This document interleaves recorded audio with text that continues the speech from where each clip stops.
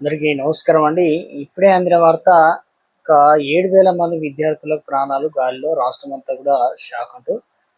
ఇక ఒక్కసారిగా ప్రజలంతా కూడా ఆందోళన అంటూ లేటెస్ట్ అప్డేట్ కూడా రావడం జరిగిందనమాట. అసలు కారణాలు ఏంటి? వీడియోలో తెలుసుకుందాం. వీడియోని చివరి వరకు చూడండి, అర్థమవుతుంది. మరోసారి ఛానల్ వస్తే తప్పకుండా సబ్స్క్రైబ్ చేసుకోండి. ఇటువంటి లేటెస్ట్ అప్డేట్స్ కోసం ఛానల్ లైక్ చేయండి, సబ్స్క్రైబ్ చేసుకోండి, షేర్ చేయండి. తప్పకుండా ఒక లైక్.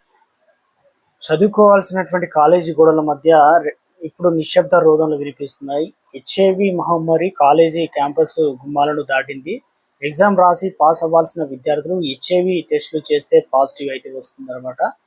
ఒకసారిగా రాష్ట్రంలో సంచలనంగా మారింది. తాజాగా నేషనల్ ఎయిడ్స్ డ్రగ్ ఆర్గనైజేషన్ ఓ రిపోర్ట్ అయితే రిలీజ్ చేసింది. నివేదికలో భయంకరమైన నిజాలు చూసి దేశం ఒక్కసారిగా ఉలిక్కిపడింది.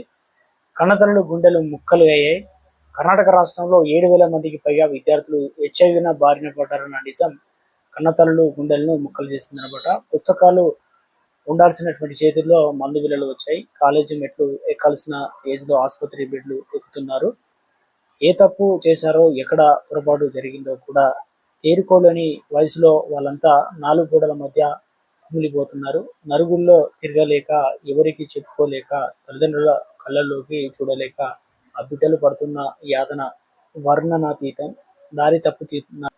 బాధితుల్లో ఎక్కువ మంది డిగ్రీ, ఇంజనీరింగ్, ఇతర ప్రొఫెషనల్ కోర్సు చదువుతున్న యువతి యువకులు ఎక్కువగా ఉండడం తీవ్ర ఆందోళన కలిగిస్తుంది. అసలు ఈ పరిస్థితి ఎందుకు వచ్చింది?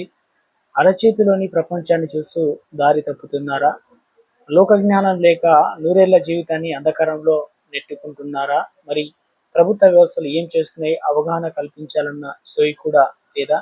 కర్ణాటకలో ఈ ఉదాంతం ఒక్కసారిగా వెలుగులోకి వచ్చిందనమాట.